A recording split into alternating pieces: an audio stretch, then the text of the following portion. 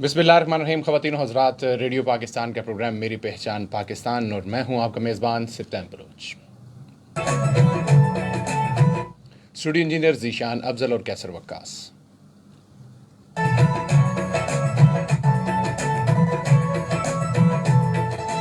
जबकि इस प्रोग्राम के प्रोड्यूसर हैं जमशेद कादरी और एग्जीक्यूटिव प्रोड्यूसर हैं मलिक गुलाम अब्बास आवान। मैं हर रोज़ की तरह उम्मीद करता हूं कि आप सब लोग ठीक ठाक होंगे और जो लोग बीमार, अल्लाह ताला उनको सेहत याब करे।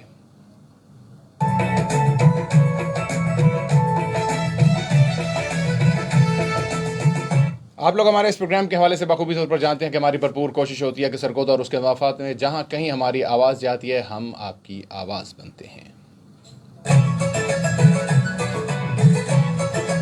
इस आवाज़ के सिलसिले में हम भरपूर कोशिश करते रहते हैं कि जितनी भी सियासी शख्सियात होती हैं, जितनी भी समाजी शख्सियात होती हैं और जितनी भी इंतज़ामी शख्सियात होती हैं, उन शख्सियात को अपने प्रोग्राम में दावत देते हैं। दावत देने का मकसद सिर्फ़ और सिर्फ ये होता है कि पब्लिक और इदारों के दरमियान एक ब्रिज का किरदार अदा करता है हमारा प्रोग्राम मेरी पहचान पाकिस्तान, जो कि पहले इसका नाम शाहीन सरगोदा था। 31 अगस्त तक इसका नाम मेरी पहचान पाकिस्तान रहेगा।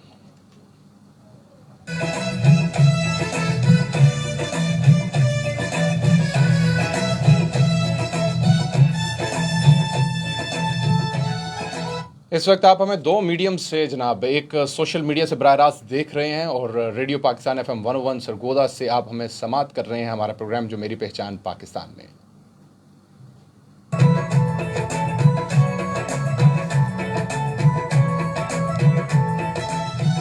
मैंने जैसे कि कहा कि हम मुख्तलिफ शख्सियात को दावत देते हैं। दावत देने का मकसद भी इदारों के और पब्लिक के दरमियान एक ब्रिज का किरदार अदा करना है। और आज हमारे साथ जो मेहमान शख्सियत मौजूद हैं, काफ़ी जानी पहचानी शख्सियत हैं, रेडियो पाकिस्तान तशरीफ़ लाते रहते हैं अक्सर औकात और कंज्यूमर्स के हवाले से बड़ी इनकी गिरां की दर खिदमात हैं। मेरी मुराद अफजल सरोया साहब से है कि जो कि assistant director district consumer protection council Sargodha हैं। सरोया साहब, आपको खुशामदीद रेडियो पाकिस्तान में। जी, आपका शुक्रिया सुल्तान बलोच साहब। आपका और रेडियो पाकिस्तान सरगोदा का मैं बहुत ही शुक्रगुजार हूँ, क्योंकि मुझे बारहा इन्होंने मौका फराहम किया है ताकि मैं सार्फिन को उनके हकूक़ के बारे में आगाही दे सकूँ। अच्छा सर जी, जैसे कि आपने खुद कहा कि सार्फिन की बात, कंज्यूमर की बात, ये क्या चीज़ क्या है कंज्यूमर प्रोटेक्शन काउंसिल और क्या क्या राइट्स क्या क्या मिलते हैं उन्हें? जी, बहुत शुक्रिया बलोच साहब। सबसे पहले तो मैं शुरू करना चाहूँगा कि बेसिकली जो पंजाब कंज्यूमर प्रोटेक्शन एक्ट 2005 जी, ये कंज्यूमर यानी सार्फिन के हकूक़ को प्रोटेक्ट करने के लिए बनाया गया है। ठीक। और इस एक्ट के तहत हमारे कंज्यूमर कोर्ट्स और कंज्यूमर काउंसिल काम कर रही हैं। ठीक। तो जो सबसे पहले चीज़ बताने वाली है कि कंज्यूमर जो इसमें लफ्ज़ इस्तेमाल हुआ है, इसकी डेफिनेशन या बेसिकली ये है क्या। जी, ठीक। तो मैं वो बताना चाहूँगा कि हर वो शख्स या इदारा कंज्यूमर है जो पैसे के इवज़ कोई चीज़ ख़रीदता है या सर्विसेज हायर करता है, तो वो कंज्यूमर है। और इससे बेनिफिशरी भी कंज्यूमर की डेफिनेशन में आता है। जैसे अगर किसी बाप ने जहेज़ लेके दिया, ख़रीदा है अपनी बेटी के लिए, तो कल उसको मसला होता है जहेज़ के सामान में, तो वो बेनिफिशरी उसकी बेटी है, वो भी कंज्यूमर की डेफिनेशन में आएगी। यानी कि उसने चीज़ ख़रीदने के लिए कुछ पैसे पे किए हैं। अगर तो पैसे पे नहीं किए, फ्री कोई चीज़ लिए, तो वो कंज्यूमर की डेफिनेशन में नहीं आएगा। और फिर इसी में जो कमर्शियल पर्पज़ के लिए कोई बंदा चीज़ ख़रीदता है, वो भी कंज्यूमर की डेफिनेशन में नहीं आएगा। कि अगर फॉर रीसेल आपने कोई चीज़ ख़रीदी है और कारोबार कर रहे हैं, उस चीज़ का सेल कर रहे हैं, बेच रहे हैं, ख़रीद रहे हैं, तो वो कंज्यूमर की डेफिनेशन में नहीं है। जो इस एक्ट में हकूक़ फराहम किए गए हैं कंज्यूमर के लिए, वो सिर्फ उसी के लिए है जो बंदा पैसे के एवज़ चीज़ ख़रीदता है अपने इस्तेमाल के लिए, ना कि फॉर सेल पर्पज़ के लिए। अच्छा, यहाँ पे थोड़ा सा समझने के लिए, अपने समझने के लिए भी, देखने वाले और सुनने वालों को समझने के लिए कि जैसे कि आपने जिक्र किया कि रीसेल पर्पज़ के लिए वो चीज़ नहीं करता। यहाँ पे सरोया साहब ये बताइए कि जो हमारे यहाँ प्रॉपर्टी का एक काम है, बिलफ़र्ज़ वो मकान ख़रीदते हैं और रीसेल के लिए नहीं ख़रीदता, मतलब अपने रहने के लिए ख़रीदता है। हमारे यहाँ प्राइवेट सोसाइटीज़ भी बहुत ज़्यादा काम कर रही हैं और बहुत सारी ऐसी हैं कि जो लीगलाइज नहीं होती, लेकिन उसने पेमेंट के एवज़ उसने बिलफ़र्ज़ 60-70 लाख रुपया अपना स्पेंड पैसे दिए और उसने कहा कि ये सोसाइटीज़ में जो ये राइट्स मिलेंगे, जिसकी क्या वो भी इसमें कवर हो जाता है। साहब, आपने बहुत ही उम्दा बात की और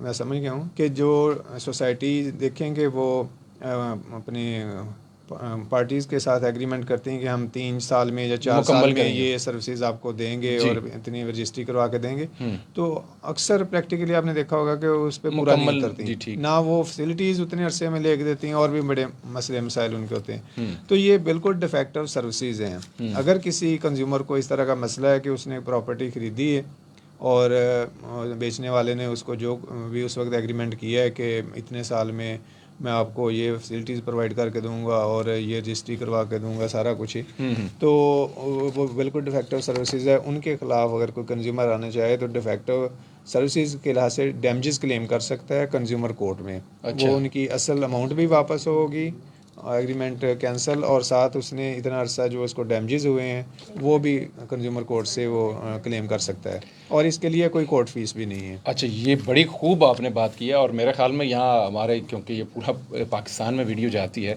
अच्छा सर, इसके लिए एक तो कोई एविडेंस उसके पास होना ज़रूरी है कि क्या मतलब वो अपना कोई एग्रीमेंट, वो तो पहली शर्त यही है। वैसे तो नॉर्मली जो 70 लाख रुपया दे रहा है एग्रीमेंट तो करेगा शख्स, एग्रीमेंट तो होगा, क्या वो सफिशेंट है? बिल्कुल एग्रीमेंट ही होता है शुरू में। वो कौन सी शुरू में तो वो रजिस्ट्री वगैरह नहीं करवा नहीं के देते, करवा के उनकी देते। अपनी एक लेटर पैड होता है, उसी पे वो पर्ची जैसे भी उनका तरीकाकार होता है पैड पे बना के देते हैं ठीक सर। कि इतने इन्होंने एडवांस दिए, इतने पेमेंट इंस्टॉलमेंट में देने, जैसा भी वो तरीका तय करते हैं। तो बेसिकली तो यही है कि उस वक्त ना उन्होंने एनओसी लिया होता है किसी प्रॉपर्टी का, वो बेट एडवर्टीजमेंट होती है उनकी।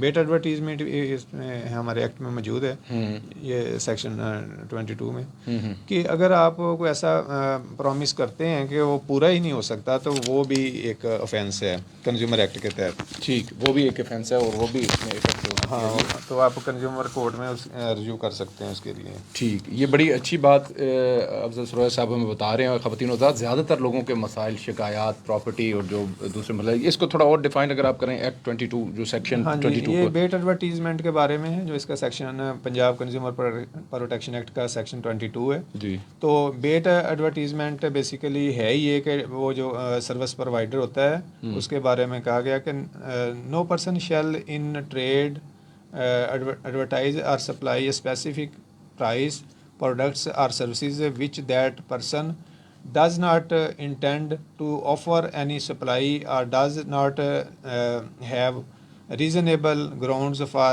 believing that they can be supplied at the price for a period that is and in quantities that are.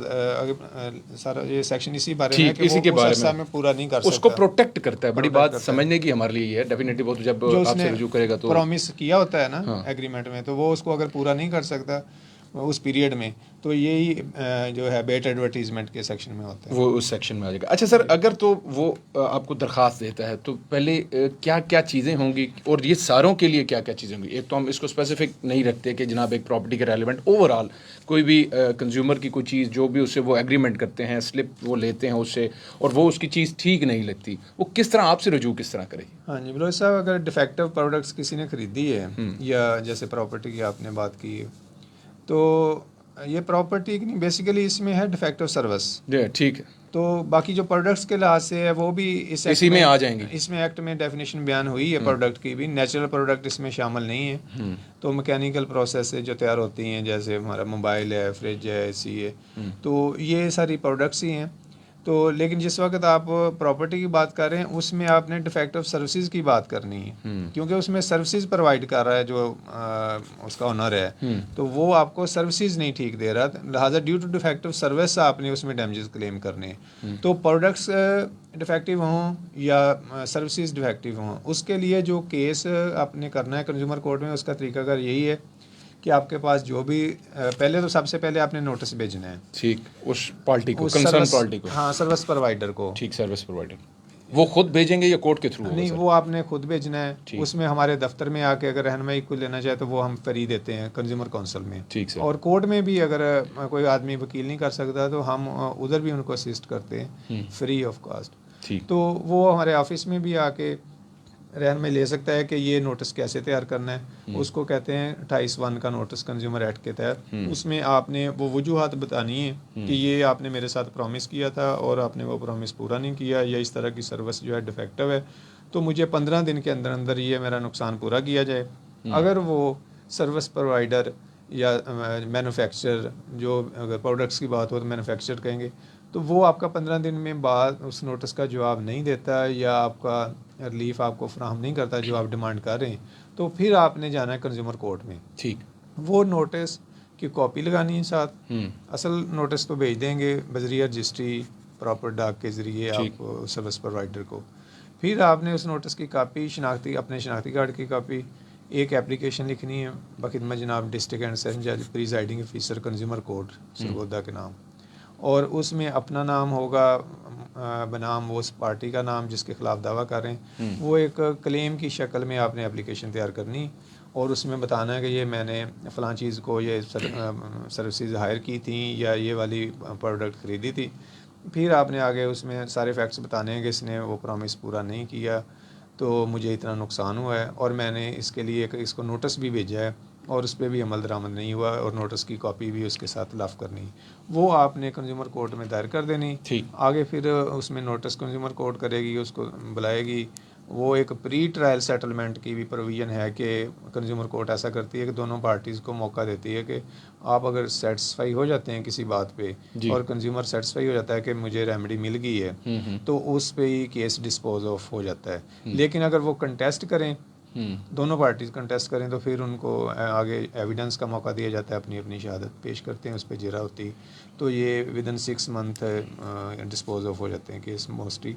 तो ये है कि इसके आगे फिर अपील है वो हाई कोर्ट में जाती है, इस कोर्ट की अपील। तो ये कंज्यूमर के लिए बहुत ही छोटे देखें, पहले अब तो इतनी अवेयरनेस हो गई है बाज़ार में भी कि दुकानदार बात सुन लेते हैं अगर कोई चीज़ ख़राब हो, किसी की वारंटी या गारंटी का मसला हो। तो पहले ऐसे ही था कि कंज्यूमर के पास कोई रेमेडी नहीं थी, वो सिविल कोर्ट में अगर जाता था उधर कहते थे टाइम बहुत लग जाता है। अच्छा, आपने अभी जिक्र किया वारंटी और गारंटी का, ये बड़ा एक कन्फ्यूजन भी है लोगों को समझने के लिए क्योंकि ये आगाही का प्रोग्राम है। तो इसमें सर फ़र्क क्या होता है गारंटी में और वारंटी में? ये बेसिकली जो कॉन्ट्रैक्ट लॉ है, सेल ऑफ गुड्स एक्ट है, वहाँ से अखज़ किया गया है वारंटी का और गारंटी का कंसेप्ट। तो गारंटी एज ए होल होती है कि आप किसी कोई चीज़ ख़रीदते हैं, मसलन फ्रिज लिया है आपने जी, तो अगर आपको गारंटी देता है मैन्युफैक्चरर उसकी 5 साल की या 2 साल की, वो चीज़ उतने अरसे में ख़राब हो जाती है, तो गारंटी का मतलब होता है कि आप पूरा फ्रिज उसको वापस करें और पैसे अपने ले लें। अच्छा, पूरा एग्रीमेंट ही कैंसिल। वाह। लेकिन जो वारंटी होती है ये उससे कह लें कि छोटे लेवल की होती है कि उसके अंदर वो कहते हैं कंप्रेसर की है वारंटी 3 साल की या 5 साल की, उस पुर्जे की हद तक है वो आपको रिप्लेस कर देंगे, पूरे का पूरा एग्रीमेंट आपका उससे कैंसिल नहीं होता। ये बेसिकली वारंटी और गारंटी का फर्क। अच्छा, आपने अभी जिक्र किया गारंटी का, लेकिन उसमें अगर वो फिर स्पेसिफिक कर देते हैं कि नहीं जी ये तो कंडेंसर की हमने एज्यूम कर लेते हैं बात को कि फ्रिज की बात कर लेते हैं, किसी भी चीज़ की या एसी की बात कर लेते हैं, तो वो कहते हैं नहीं जी ये तो कंप्रेसर की हमने आपको गारंटी दी थी, तो क्या वो कहने से काफ़ी है या बस वो डॉक्यूमेंट्स पे गारंटी और लफ्ज़ लिखा गया तो वो उसमें आ जाएगा? जो डॉक्यूमेंट देते हैं ना जी, असल में बलोच साहब उसको देखना चाहिए, राइट, क्योंकि फिर दूसरी चीज़ साबित करना मुश्किल होती है। वो दुकानदार आम तौर पे लोगों को एक कंसेप्ट यही होता है कि वैसे दुकानदार ने हमें 5 साल की गारंटी दी है, जी, वो जिस वक्त आप उसके पेपर देखेंगे उसमें सारा क्लियर होगा कि ये वारंटी है, लिख दिया जाता है, गारंटी नहीं है और किस पुर्जे की हद तक है। तो वो ये सबसे पहली बात तो ये है कि वो पढ़ना चाहिए जो उसके बाद ही परसू करना चाहिए। अगर आप उसको और चीज़ें भी इसमें कुछ ऐड करना चाहूँगा कि हमारी जो ये तो थी ना डिफेक्टिव प्रोडक्ट्स या डिफेक्टिव सर्विसेज के लिहाज से, तो ये है कंज्यूमर कोर्ट में केस फाइल करने का तरीका, और दूसरी तरफ इसके पैरेलल है हमारी डिस्ट्रिक्ट कंज्यूमर प्रोटेक्शन काउंसिल। जी ठीक है, उसके जो चेयरमैन हैं वो डिस्ट्रिक्ट अपने डिप्टी कमिश्नर सरगोदा साहब हैं, उन्होंने आगे पावर्स अपनी डेलीगेट की हुई हैं तहसील लेवल पे असिस्टेंट कमिश्नर्स को। ठीक, तो जो कंज्यूमर काउंसिल या असिस्टेंट कमिश्नर्स के पास कंप्लेंट आ सकती हैं उसमें है कि दुकानदार प्राइस लिस्ट अवेज़ा अगर नहीं करता और रसीद ख़रीदारी नहीं देता। रसीद ख़रीदारी इतनी ज़रूरी है कि देखें उसमें दुकानदार का नाम पता भी होना चाहिए, प्राइस होनी चाहिए और क्वांटिटी होनी चाहिए कि कितनी चीज़ कितनी मकदार में वो ली है, ये एक पक्की रसीद होनी चाहिए। अगर ये रसीद दुकानदार नहीं जारी करता तो इसी में एसी साहब उसको 50,000 रुपया जुर्माना कर सकते हैं। ठीक, लेकिन ये एसी साहब के पास अथॉरिटी होगी, वो काउंसिल से इससे कंसर्न कर सकते नहीं, वो हमारी काउंसिल के एसी एक्ट के तहत अथॉरिटी डेलीगेट हुई है, वो डेलीगेट हुई असिस्टेंट कमिश्नर्स को। तो इसके अलावा जो हमारा एक सेक्शन है उसमें एक्सपायरी प्रोडक्ट्स से मुतल्लक है कि एक्सपायरी कोई प्रोडक्ट यानी कि एक्सपायर बिक रही है बाज़ार में या उसके ऊपर एक्सपायरी डेट नहीं लिखी, इंग्रेडिएंट्स या क्वालिटी उस पर मेंशन नहीं है, तो उसको भी 50,000 तक जुर्माना इस हिसाब कर सकते हैं। तो ऐसे ही डिफेक्टिव सर्विसेज हैं जिनके बारे में डिस्क्लोज़ करना चाहिए सर्विस प्रोवाइडर को अपनी कैपेबिलिटी और क्वालिफ़िकेशन, कि उसकी क्वालिफ़िकेशन क्या है, कैपेबिलिटी क्या है, या वो अगर आलात कोई सर्विस प्रोवाइड करने के लिए इस्तेमाल कर रहा है तो उसकी क्वालिटी क्या है। ऐसे ही ले लें जैसे डेंटिस्ट हैं तो वो औजार जिस तरह के इस्तेमाल करते हैं क्या वो स्टीरलाइज हैं या नहीं, और किस तरह वो स्टीरलाइज करते हैं, ये डिफेक्टिव सेक्शन 16 के तहत आता है। इस पे भी अगर वो इस तरह डिस्क्लोज़ नहीं करते कि हाइजेनिक उनका वो मेथड नहीं है तो उसमें पे भी फ़ाइन कर सकते हैं 50,000 इसी तरह। ठीक। तो उसमें लेकिन यह है कि कंज्यूमर अगर एप्लीकेशन इस तरह की देते हैं एसी साहब के दफ्तर में दे दें या हमारे कंज्यूमर कौंसल के ऑफिस में, तो हम इस पे कार्रवाई करेंगे। दूसरा, अगर डिफेक्टिव प्रोडक्ट्स या डिफेक्टिव सर्विसेज से किसी को नुकसान हुआ है, वो डैमेजेस क्लेम करना चाहता है, तो उसके लिए कंज्यूमर कोर्ट है, वो हमारे जेल रोड पे वाक़ है भट्टी मार्केट के साथ। अच्छा सुरैश साहब, अभी आपने जिक्र किया कुछ प्रोडक्ट्स, कुछ ऐसी प्रोडक्ट्स होती हैं जैसे खाने पीने की प्रोडक्ट्स होती हैं, ये जैसे कि उसमें आपने खुद कहा कि इंग्रेडिएंट्स और एक्सपायरी ये सारी चीज़ें मेंशन हो जाए, इन केस नहीं होती, हमारे यहाँ ये चीज़ें देखने को मिलती हैं, खुदा न खास्ता उसके साथ कुछ उसकी तबीयत नासाज हो गई है, तो उसके लिए क्या उसे मेडिकल रिपोर्ट सारा ये सारी चीज़ें करनी पड़ेंगी या डायरेक्ट ही आपको एप्लीकेशन दे तो उस पर एक्शन होगा? नहीं, बाज़ चीज़ें होती हैं कि ये कंज्यूमर कोर्ट में अगर आपका वो केस बनता है, क्योंकि उस प्रोडक्ट की हद तक तो फ़ाइन कर देंगे, अथॉरिटी फ़ाइन कर देगी, लेकिन आपकी हेल्थ के जो इशू पैदा हुए हैं उस प्रोडक्ट्स की वजह से, उस पर आप अगर डैमेजेस लेना चाहें तो वो आपको कंज्यूमर कोर्ट में जाना पड़ेगा। कंज्यूमर कोर्ट में हाँ, जाना और पड़ेगा। कोई भी ऐसा फोरम हो वहाँ पे आपको बतौर प्रूफ तो कुछ देना पड़ेगा। अगर आप हॉस्पिटल में एडमिट हुए हैं तो उनकी रसीदें या मेडिसिन कौन सी उन्होंने दी हैं आपको, वो तो सारा एविडेंस में आएगा। लेकिन अगर वो एक्सपायर प्रोडक्ट थी, एक्सपायरी डेट मेंशन नहीं थी, तो उस पर अथॉरिटी उसको फ़ाइन कर देगी। लेकिन अगर वो अपनी दीगर डैमेजेस वगैरह क्लेम करना चाहता है अपने हेल्थ इशू की वजह से, तो वो कंज्यूमर कोर्ट उसको तो कंज्यूमर कोर्ट में वो उसे वो कंपलसेट किया जाता है, हाँ, यानी कि वो एंटरटेन किया जाता है। ऐसे ही। सर कोई वेबसाइट वगैरह कोई, या आप बताना चाहें कहीं पे लोग आपको शिकायत करना चाहें, रब्ता करना चाहें तो किस तरीके से करें? हाँ, वो हमें ये कंज्यूमर सर्विसेज .punjab.gov.pk, तो इस पे हमें ये एप्लीकेशन डायरेक्ट भी भेज सकते हैं और ऑफिस में आने की बजाय इस पे ये ईमेल यहाँ पे करेंगे आपको? हाँ, इस पे वो एक ओपन होती है उसमें वेबसाइट, वो फिर फॉर्म फिल करके इसमें सारा प्रोसीजर फॉर्म में सर वहाँ क्या क्या रिक्वायरमेंट होती है? उसमें यही जो मैंने पहले बताई हैं कि नाम उसका उनका, नाम CNIC हो गया, शनाख्ती कार्ड का, और वो प्रोडक्ट वहाँ पे भी उन्हें स्कैन कॉपी लगानी पड़ेगी साथ? हाँ जी, तो वो हमें उसकी मिल जाएगी इतला, तो हम उस पर फिर कार्रवाई शुरू कर देंगे अगर वो डायरेक्टली इस पर अप्लाई करते हैं। ठीक। तो सर ट्रेंड क्या है, ज़्यादातर लोगों की जो शिकायत आती हैं वो किसके रेलेवेंट होती हैं आपके पास? ये बलोच साहब ज़्यादा तो कह लें कि प्रोडक्ट्स इलेक्ट्रॉनिक्स की जैसे हैं, इस तरह की हैं। तो कुछ पहले हमारे पास हेल्थ से रिलेटेड भी बहुत ज़्यादा आई हैं, लेकिन वो फिर हाई कोर्ट में उन्होंने स्टे मिला हुआ है कि health Punjab health care commission उसको डील करता है, वगरना जो कंज्यूमर एक्ट किसी भी चीज़ की ममानियत नहीं करता। हमारे दिगर ममालिक में जो कंज्यूमर एक्ट है उसमें हर तरह की कंप्लेंट आ सकती है। ये सिर्फ ड्राफ्टिंग पे आपका इन्हिसार करता है कि आप ड्राफ्टिंग किस तरह की करते हैं, वगरना एक्ट में मान्यता नहीं है कि आप किसी भी महकमे के ख़िलाफ़ बेशक कंप्लेंट फ़ाइल कर लें, किसी अदारे के ख़िलाफ़ जो आप पैसे दे के सर्विसेज ले रहे हैं। तो ये कहीं भी नहीं है कि आप कंज्यूमर कोर्ट में नहीं आ सकते, क्योंकि इसमें जो सेक्शन 3 है उसमें लिखा वाज़े कि not derogation any other act but addition to that, कि किसी भी दिगर एक्ट की तो खिलाफ वर्जी नहीं है, ये उससे इजाफी चीज़ है। आप अगर इस फोरम से लेना चाहते हैं रिलीफ तो इस फोरम से ले लें, वरना बाज़ होता है कि हर डिपार्टमेंट का अपना एक फ़ोरम बना होता है कि अगर किसी को मसला है तो इधर रजू करें। लेकिन डैमेजेस क्लेम करने के लिए एक अच्छी ड्राफ्टिंग अगर तैयार की जाती है डिफेक्टिव सर्विसेज के लिहाज से, डिफेक्टिव प्रोडक्ट्स के लिहाज से, तो कंज्यूमर कोर्ट पे कोई पाबंदी नहीं कि वो कंप्लेंट ना ले सके। ठीक। ख़वातीन व हज़रात, हमारा सिलसिला गुफ्तगू जारी है। जनाब अफजल सरोया साहब जो कि assistant director consumer protection council Sargodha है, उनसे गुफ्तगू हो रही है। सर अभी आप क्या जाते जाते पैगाम देंगे हमारे देखने वालों और सुनने वालों को?